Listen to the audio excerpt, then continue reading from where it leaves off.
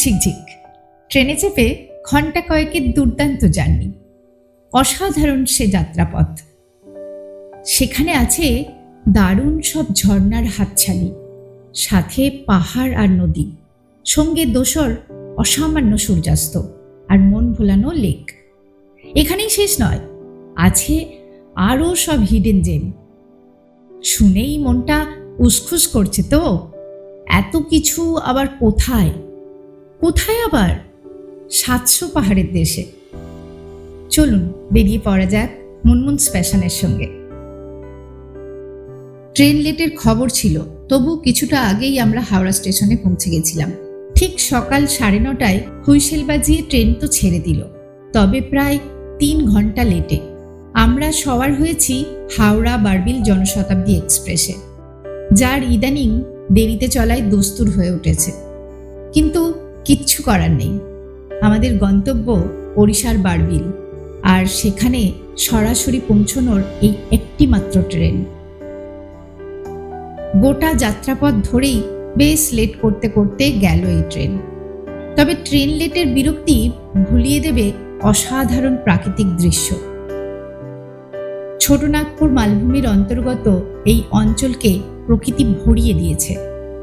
ছোট ছোট টিলা, প্রান্তর, ভ্যালি, সবুজ আর খয়েরি রঙের কোলাজ, লাল মাটির রাস্তা, সব মিলিয়ে সে এক অনবদ্য রূপ।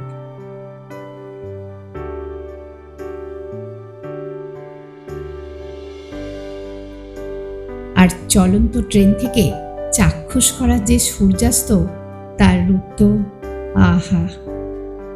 তবে এই ট্রেনে খাবার দাবারের ব্যবস্থা নিতান্তই অপ্রতুল, তাই পর্যাপ্ত খাবার আর জল যেন সঙ্গে থাকে। ট্রেনে টিকিট চেকার জানালেন এই ট্রেন বারবিল নয়, যাবে বড়াজামদা পর্যন্ত। অগত্যা সেখানেই নেমে পড়লাম আমরা। সব মিলিয়ে প্রায় 7 ঘন্টা ট্রেন লেট। স্টেশনেই ছিলেন হোটেলের প্রতিনিধি। যত্ন করে 3টে বোলেরো গাড়িতে আমাদের 14 জনের টিমকে তুলে নিলেন ওনারা। প্রায় আধ ঘন্টা পর হোটেলে পৌঁছে গেলাম। বেশ ভালো পরিবেশ আর খুবই পরিষ্কার পরিচ্ছন্ন। রুমে গিয়ে ফ্রেশ হয়ে রাতে ডিনার সেরে সোজা ঘুমের দেশে। কাল আমাদের 700 পাহাড়ের দেশ ঘোরা শুরু। ব্রেকফাস্ট করে ঠিক 9:10 নাগাদ উঠে পড়লাম ট্রাভেলারে। এই সফরে আমাদের সফরসঙ্গী দ্য হ্যাপি রোড। অফবিট ওড়িশার কেওনঝড়, সারান্ডা, কিরিবুরু ও মেঘাতাবুরু ঘুরব আমরা, যা 700 পাহাড়ের দেশ নামে খ্যাত। ভ্রমণ পিপাসুদের জন্য এক দুর্দান্ত ডেস্টিনেশন। আজকের গন্তব্য ঝর্ণার শহর কেওনঝড়। একটা দুটো নয়, অনেকগুলো ঝর্ণা ছড়িয়ে ছিটিয়ে আছে এই শহরের নানা প্রান্তে। শহর আর হাইওয়ে ছাড়িয়ে খানিক বাদেই আমাদের বাহন ঢুকে পড়ল গ্রামের রাস্তায়। সারা দিনের প্ল্যান, তাই প্যাকেটে লাঞ্চ আর পর্যাপ্ত জল আমাদের সঙ্গী। মিনিট 20 পর একটা গাছপালা ঘেরা ছোট্ট নদীর পাশে দাঁড়ালো আমাদের বাহন। ডাইনে লাল মাটির রাস্তাটা ধরে এগিয়ে চললাম। খানিক গিয়েই চোখে পড়ল সুন্দর এক ঝোড়া। ছোট্ট এই ঝোড়ার নাম তেহেরি নালা। বয়ে গেছে ডান দিক থেকে বাঁয়ে। দেখতে বেশ ভালোই লাগলো।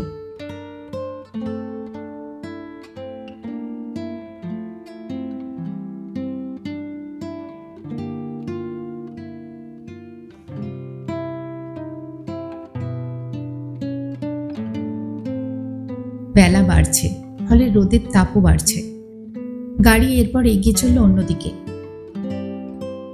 ছোট ছোট আদিবাসী গ্রাম, দুদিকে শাল ও মহুয়া গাছের সারি, কাছে দূরে ছোট বাদামি সবুজ টিলা, ঝরা পাতার হালকা জঙ্গল, অরণ্যের সোঁদা গন্ধ, এই সব কিছুই মনটাকে বেশ আবিষ্ট করে তুলল। এমন পথ সৌন্দর্য কার না ভালো লাগে। এই দেখতে দেখতে বেশ খানিকটা পথ পেরোনোর পর এবড়ো খেবড়ো রাস্তা শুরু হলো। কিছুটা গিয়েই গাড়ি দাঁড়াতে আমরা নেমে পড়লাম। অভিজ্ঞ গাইড তথা ম্যানেজার জানালেন আমাদের মিনিট 10 ট্রেক করে যেতে হবে, তারপরেই পৌঁছে যাব এক দুর্দান্ত জলপ্রপাতের সামনে।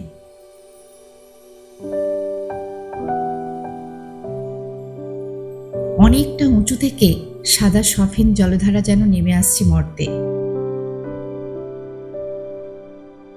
পাথরের রাস্তা সাবধানে পেরিয়ে আমরা পৌঁছে গেলাম কাইজোড়া জলপ্রপাতের সামনে। দেখে মুগ্ধ হলাম। শীতল জলের ছিটে গায়ে মুখে এসে লাগছিল, ভালোই লাগলো। অনেকটা সময় ধরে উপভোগ করলাম এই অসাধারণ ধারাপাত। ছবি আর ভিডিও প্রচুর তুললাম।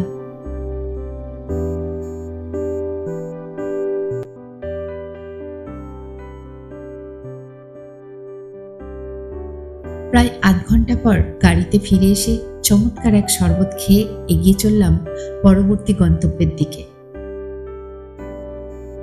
এবার আমাদের যাত্রা খণ্ডধর জলপ্রপাতের দিকে।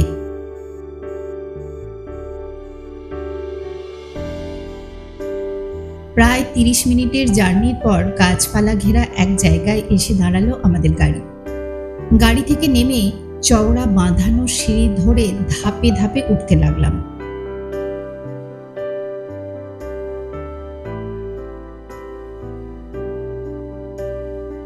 যত এগোই ততই দৃশ্যমান হয়ে ওঠে এই সুন্দর জলপ্রপাত। প্রায় 10 মিনিট পর একদম খণ্ডধর ফলসের সামনে।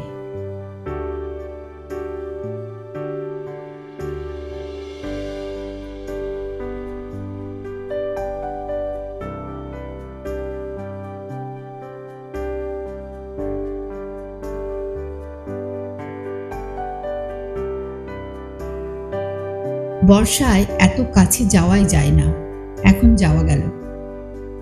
প্রাণ ভরে দেখলাম আর অনুভব করলাম প্রকৃতির এই অসাধারণ সৃষ্টিকে। সবাই দারুণ উপভোগ করছেন এই ফলস। বেশ কিছুটা সময় এখানে কাটিয়ে ফিরে চললাম গাড়ির দিকে। এবার লাঞ্চ ব্রেক।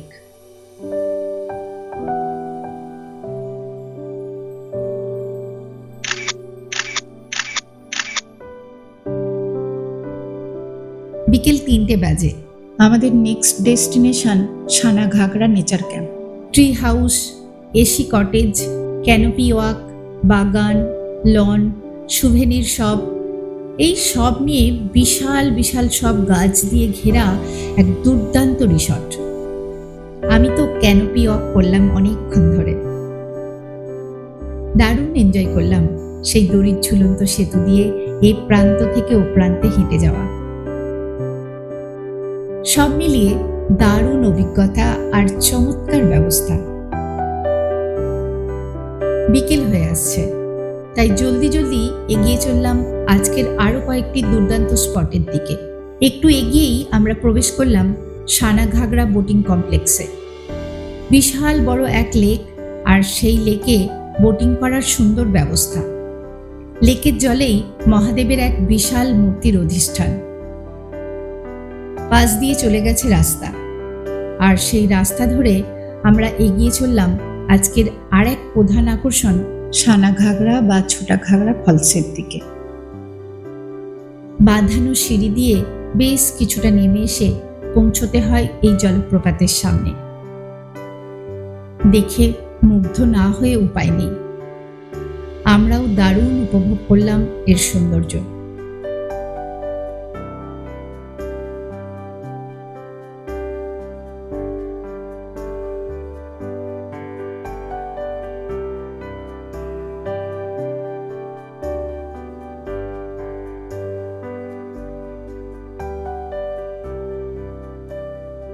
এরপর দ্রুত ফিরে চললাম গাড়ির দিকে। এইবার তাড়াতাড়ি গাড়িতে উঠে পড়ার ফরমান এলো। সবাই উঠতেই গাড়ি দৌড়লো বড়াঘাগরা ড্যাম ও লেকের দিকে, না হলে সূর্যাস্ত দেখা মিস। দ্রুত সেখানে পৌঁছে এক ছোটে লেকের পাড়ে।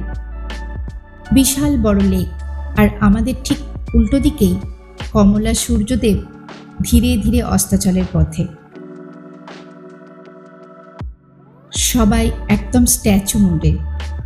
এই অসাধারণ সূর্যাস্ত না দেখলে মিস করতাম অনেক কিছুই।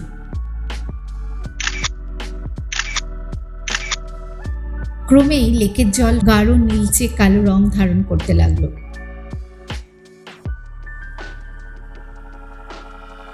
বড়াঘাগরা লেকের থেকে নেমে আমরা এগোলাম আজকের শেষ দ্রষ্টব্য বড়াঘাগরা ফলসের দিকে।